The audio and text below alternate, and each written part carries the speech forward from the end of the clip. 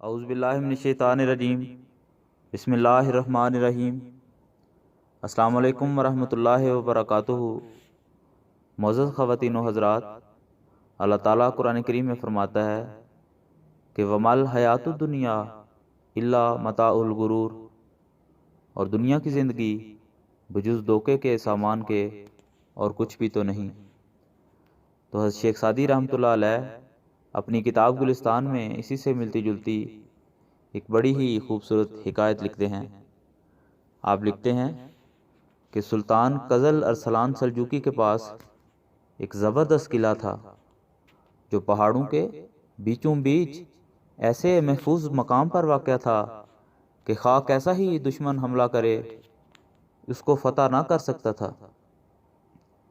اس قلعے کے اندر پانی کے چشمے جاری تھے اور سرسبز باغ لہلہاتے تھے۔ اس میں مقیم لشکر سال ہا سال تک اپنی ضرورتیں خود پوری کر سکتا تھا اور باہر سے کسی امداد کا محتاج نہ تھا۔ تو سلطان کو اس قلعے پر بڑا ناز تھا۔ ایک دن سلطان کے دربار میں لوگ اس قلعے کی تعریفیں کر رہے تھے کہ ایک صاحب دل وہاں آ گیا۔ اس نے لوگوں کی باتیں سنی تو ہنس کر کہا کہ بادشاہ سلامت، یہ قلعہ مبارک ہے، لیکن میں نہیں سمجھتا کہ یہ اتنا مضبوط ہے کہ آپ کی حفاظت کر سکے۔ اس قلعے میں آپ جیسے بہت سے آئے اور چند دن ٹھہر کر رخصت ہوئے۔ اس قلعے پر بھروسہ کرنے کی بجائے خدا کے کرم پر بھروسہ کیجیے۔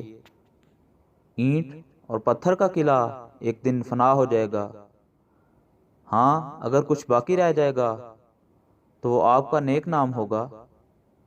لوگوں کے ساتھ بلائی کیجیے اور یاد رکھیے کہ نیک نامی ایک ایسا مضبوط قلعہ ہے جو ہمیشہ آپ کے کام آئے گا۔